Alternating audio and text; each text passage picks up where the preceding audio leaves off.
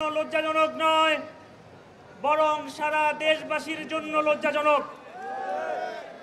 আমরা গত 2 দিন ধরে স্পষ্ট 2টা সহজ দাবি নিয়ে কিন্তু শাহবাগে এসে জড়ো হয়েছি। 6 মাস ধরে আমাদের 3 দাবির পক্ষে সরকারের পক্ষ থেকে কোনো পজিটিভ রেসপন্স না পাওয়ার পরে আমরা কিন্তু খুব সহজ 2টা দাবি নিয়ে শাহবাগে এসেছি। নাম্বার 1 ছিল গত পরশুদিন রোকন ভাইকে দায়িত্বরত অবস্থায় যে জীবন নাশের হুমকি দেওয়া হয়েছে, সেসব সন্ত্রাসীদের বিরুদ্ধে আইনানুগ ব্যবস্থা নিতে হবে।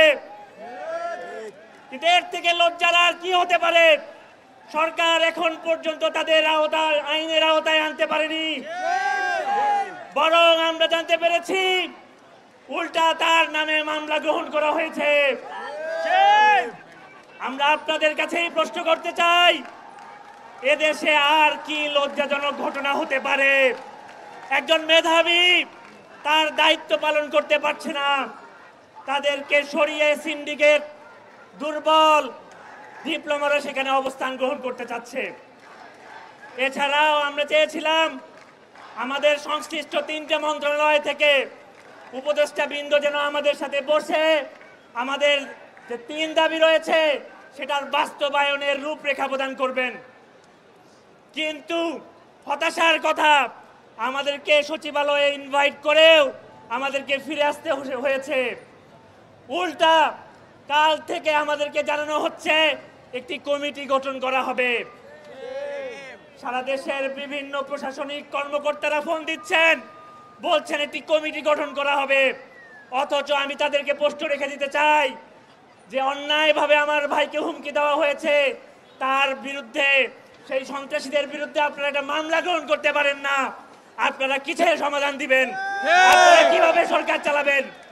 আমরা আজকে এখানে সমগ্র প্রকৌশল সমাজ, যারা বিভিন্ন প্রকৌশল বিশ্ববিদ্যালয়, বিজ্ঞান ও প্রযুক্তি বিশ্ববিদ্যালয়, বিভিন্ন প্রকৌশল ফ্যাকাল্টি, বিভিন্ন প্রাইভেট বিশ্ববিদ্যালয় থেকে এখানে জড়ো হয়েছি, আমরা কিন্তু নিজেদের স্বার্থ নিয়ে নয়, আমরা বরং দেশের সার্বিক কল্যাণে এখানে একত্রিত হয়েছি। আমরা আমাদের সেক্রেটারি জেনারেল যেমনটা বলেছেন, 1টা পর্যন্ত সময়, অন্যথায় আমরা মাস্টার সচিবালয় দিব। সেখানে আমরা দাবি আদায় না হওয়া পর্যন্ত সেখান থেকে সরব না, ইনশাআল্লাহ। Action to action, direct action, সিন্ডিকেটের বিরুদ্ধে ডাইরেক্ট অ্যাকশন, সন্ত্রাসীদের বিরুদ্ধে ডাইরেক্ট অ্যাকশন, চলো রে চলো, আগুন জ্বালো, চলো রে চলো, আগুন জ্বালো, সন্ত্রাসীদের গতিতে, আগুন জ্বালো একসাথে, সিন্ডিকেটের গতিতে।